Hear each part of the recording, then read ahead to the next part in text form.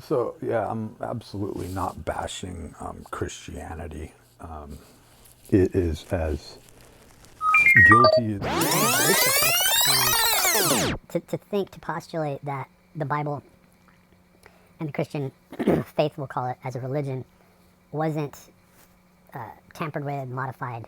I mean, you could simply go back to the Council of Nicaea. You could look at the four tenets that were, heavily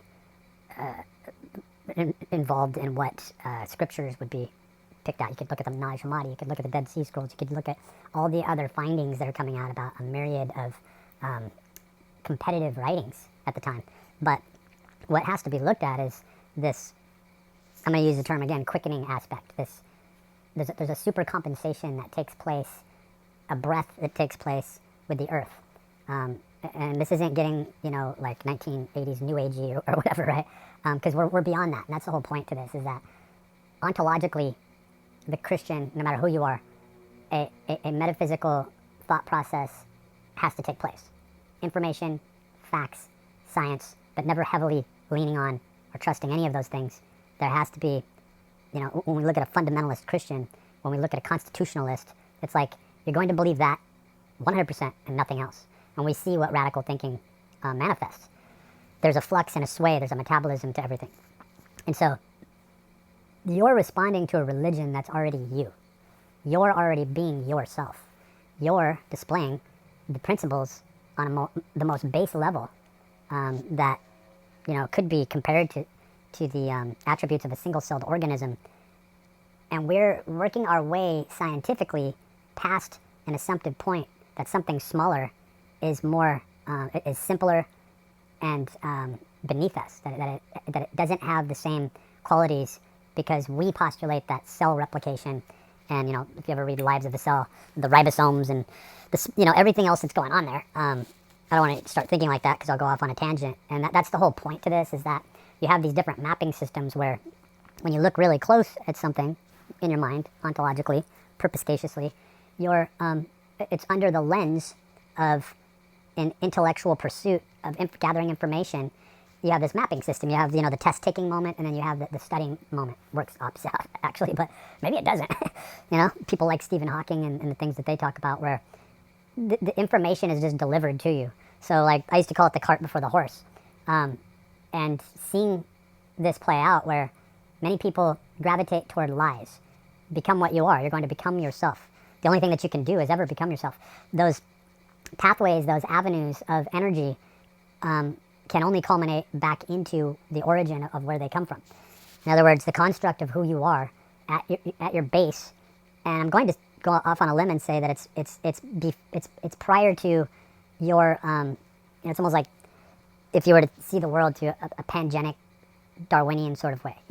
If you were to look at the homunculus as the smallest unit of measure, that's kind of where we still are. We're still having, in other words, we're not giving that form or credence scientifically, but we're saying that in the mind, before the science was available, to where we could look in. So we're assuming that we live in that place where we are able to peer into the microcosm, right? And we're not.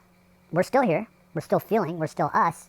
But how much that science of this is what is, and then we discover we can look even deeper, and then we discover how systems work, and we're zooming back out into a more macro scale in comparison, and seeing that, okay, we were wrong at looking at these individual components as individual. These are all part of the entire system, the network system, that kind of leads us back into a thermodynamic quality. But we are studying those thermodynamic qualities and seeing this transition, this transitory posit that doesn't, we're in a transcendental spiritual transitive state that is culminating back into the self. It's folding back into the self. I guess our main job here, our main position, is to be thyself, and then to understand how that self can better serve the greater aspect, the greater good. And so, in a very deviant sort of way, that's what this entire system, the great work, the people who name themselves not as oligarchs, not as those who are like Jeff Bezos, Elon Musk, they're playing a role. They think they know more. They think they're privy to information that is both archaic and arcane. And they think they're Solomon. They think that they've reached this status, and yet they're just consumers like everyone else, buying a bunch of useless shit, you know? As much as I don't like to bring it up, like Mr. Beast is, he produces inferior videos. Do I watch him? Yeah, I do. But he was there at a certain time and gained a certain popularity among a very ignorant, like when you look at the populist movement, we could say innocent, but nobody's innocent here, so we're going to use the term ignorant, undeveloped crowd of people, which represents the whole more so than that the 5%ers, right? And so when you're targeting the 5%ers, that's what you're going to get. You're going to get, your top is 5% of the population at best, because it's probably not even 5% of people who are at their very best. That's just a postulation, because human inequity occurs, the human condition, astrology, however you want to deem it. You're not going to get those. The Stanford marshmallow experiment, the experiments done with eye color, all these experiments don't take into account that, well, they're not really looking at final outcome, right? But we think in the terms of final outcome. So you're not going to make every correct turn and use the perfect mind state, and then everything ends up hunky-dory. That's where thermodynamics come back into play. But other things, you know, that are more based around the entropy and, yes, chaos. You're not going to see it as chaos until you actually look at the system in play, and then you realize that entropy can only create chaos. So what these people do is they think that they're really highbrow by acquisitioning and utilizing the chaos around them, the entropy around them, and then turning that into an opportunity of, that's why you need this product. That's why this is priced this way. Now we just need to maneuver you into a situation where you're making this much money, you're still repressed. You're picking this cell phone, you're still repressed. You're picking this fast food restaurant, you're picking this meal number. You're overextended on your credit card payments. You're playing perfectly into the markets, and that's what the markets are based on. They're based on labor. They're based on the proletariat, but even more so, they're based on not only the whims, but the understanding of who makes up the majority of society. So it's people not being themselves. And if people were able to fundamentally get back to being who they are without any sort of addition, like you look at Metatron's cube. You look at how Metatron's cube takes place in the position of quarks and how they behave in the number. Subparticles, water molecules when they're in their perfect neutral state of balance. Our cells. You see these 6 points in a center, which could be 7, really 8, right? Because you have the depth, right? It gets into metaphysical constructs that come from the Greco-Roman times. And, you know, Aristotle, Plato type of stuff. But you get into the fact that, like, Alexander the Great became the Socratean display of this is what philosophy in motion from the conjecture that I just talked about culminates into. And it's like a capitalist. And it's like the capitalist is also playing out his or its truth through the supercompensation of I'm taking it because no one else is. I'm conquering, you know, Genghis Khan. I'm conquering because someone had to. But it's at the root of it is I'm being true to myself, and myself is a representation from an astrotheological sense and from a very intrinsic liminal place of this is not only myself, but I am a representation of the one self. And so these people who think they cracked the code and they're bought into the system because they're acquisitioning have actually failed the test of being the true self because of, going back to thermodynamics, this whole chaos theory, that entropy and like the goal is equilibrium. Equilibrium isn't going to be extrinsically fun. It's not going to be entertaining. You're not going to sit back and put your arms back and think, whatever brings me pleasure, from a hedonistic sense where people think that they're being Epicurean by balancing this out, and they're playing that whole 1001 club where they think, or the whole hellfire, skull and bones, Masonic at the higher levels, but it's already been, like, the true Masonic order has already been integrated in the Illuminati, you know, the whole Adam Weishaupt thing. You want to get into studying that, go for it, look that up, but it's already been integrated into society. That's where we live. We live in the construct. From the way, the construction of a house, the clothes that we wear, the things that we take for granted, we don't look back at the fact that that came from an original ideology or original thought that had nothing to do with trends and fashion. Like, fashion and trends and the entire industry, right, the machine, play off of these esoteric concepts, and they're only called esoteric because few understand. But once it's not few who understand, but everyone who understands, that's when this 13,000 year plus cataclysm takes place, and there's a great reset where it's undeniable. But they decided to give the information. They made the information readily available. You know, like Chen, Hurley, the people who came up with YouTube originally in the first place, sold it to Google. They're not in the know of this type of thing, but as innocent bystanders, right, who created this, sold it, even the engineers of Google, they think that they are removed from the process of this, but these arms through this mechanism had plans and designed for these individuals, which were replaceable.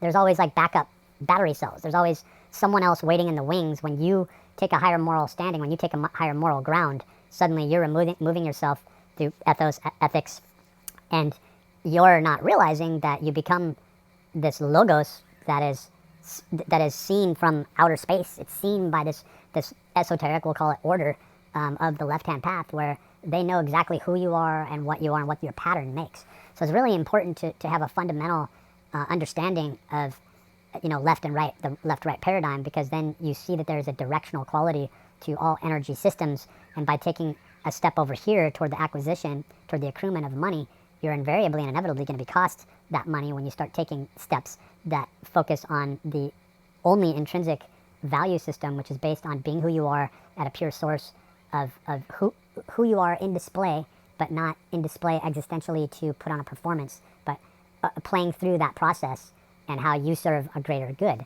So the greater good to the left-hand path is a completely different pathway. In other words, once you start taking steps in the world, as it were, the pervading world, you're stepping away from yourself. You're having to say, okay, what can I get away with? So if I, you know, sometimes I wear these stupid shiny smile teeth just to make myself more presentable, because I don't care about my dental work at this point. It doesn't mean anything to me. But how I'm seen existentially becomes a judgment from an assumed, again, it's a populist movement. If it becomes popular, if it becomes the majority, if people are voting down, then that creates, so we're always avoiding this down vote, and thereby going against ourselves and not being natural to ourselves, because when you are natural, when you are who you are, when you are displaying what you truly are, that's where people are set up. They're stoned, like stones thrown at them in you know, arcane history. They are lied about. They're set up, because the nature of the left-hand path is to do that, is to remove obstacles, is to think in a completely rationalistic, you know, to jump and say, oh, that's a lizard-like or reptilian type of thought process at the base of who and what we are. This is what we are. That's in the physical manifestation of the prison we're in. So those are people who are accepting the prisoner's number, the prisoner's identity, saying, no, you are not this identity. So it's a beautiful thing when you look at Christianity, when you look at who you are in Christ, because that becomes the implication of greater things. But then when you get inundated with the fallacies that are based around all religiosity, how this left-hand path has crept its way into all religions, and thereby created a structure where it's like, well, now you want to survive as a Christian or a Muslim or a Buddhist. Well, you're going to have to take steps, and you're in a kabbalistic society, so these are the things you're going to have to do in order to perpetuate your life. And the whole concept around the cornerstone rejected is you're better off being rejected. You're better off standing behind who you are, fundamentally what you would do in a situation. And most of us would have been, from a Machiavelli, draconian sort of way, we would have been murdered off prior to our first day. So you have to wonder what the truth is about the abortion rates and the disappearance of children, and, you know, Cannibal's Kitchen, adrenochrome harvesting, why all that becomes, it's a celebration of, we live in a prison and we want to take the blue pill because we love this steak. And those who are of the red pill clan, the people who would take that red pill when they're being true to themselves, they never had to existentially take anything, because that's who they are. They live in truth, they live in purity, and there's nothing else except for that. And so you're better off being rejected, being true to yourself, being true to the purity, being true to the monad, and seeing what plays out there. Like that's what the left-hand path is always thinking, is let's see what plays out here. Let's cause this chaos, or let's create this controversy. And it's easily identified, and people are franchising on this again with all the YouTube videos that you see based on malignant narcissism, covert narcissism. You know, next it'll lead into borderline personality, and you know, sociopath is already being looked at. And it's like there's all these terms, but it's like they are of the left-hand path.